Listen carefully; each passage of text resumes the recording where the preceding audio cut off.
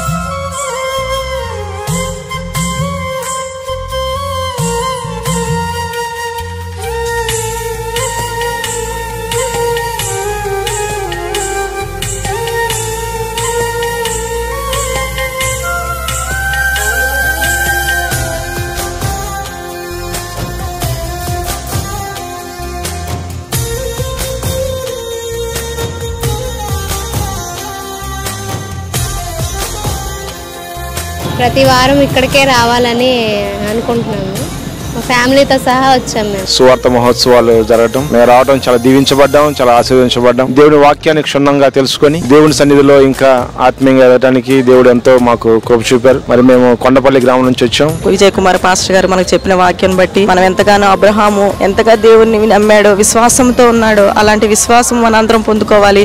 ఈ వాక్యం ద్వారా అనేక మన ఆత్మలు మనం సంపాదించుకునే బిడ్డలుగా ఉండాలని వాక్యం మాకు మంచిగా నచ్చింది. దేవుని ఆనందంలో ఉన్నాము, మేము సిద్ధపడ్డాము.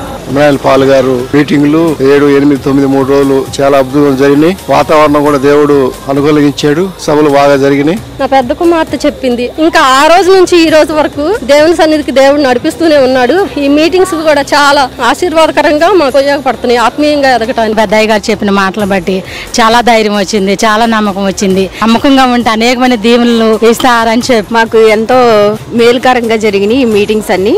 ఆత్మీయ ఆహారంతో పాటు శరీర ఆహారం కూడా మాకు దయచేశాడు. దేవుని నామమున స్తోత్రం. దేవుని యొక్క ఆత్మతోనే ఇక్కడ నడిపింపు జరుగుతున్నది. దేవుని వల్లనే కార్యాలు ఇక్కడ జరుగుతున్నాయి. పీసు నది మరి హవీలా, మనం హవీలాగా ఉన్నాము. పీసు నది మన చుట్టూ ఉండి మనకి ఒక బంగారం లెక్క, గోమేదం లెక్క మనకి ఆశీర్వాదంతో కూడి ప్రవహిస్తున్న దేవుని యొక్క వాక్యము. మనకి వాక్యం ద్వారా పోయించి మనలో ఉన్నటువంటి ఉద్యోగం కలిగజేసినందుకు బట్టి మన దైవ సేవకుడికి ఎంతో కృతజ్ఞతలు చెల్లిస్తున్నాం.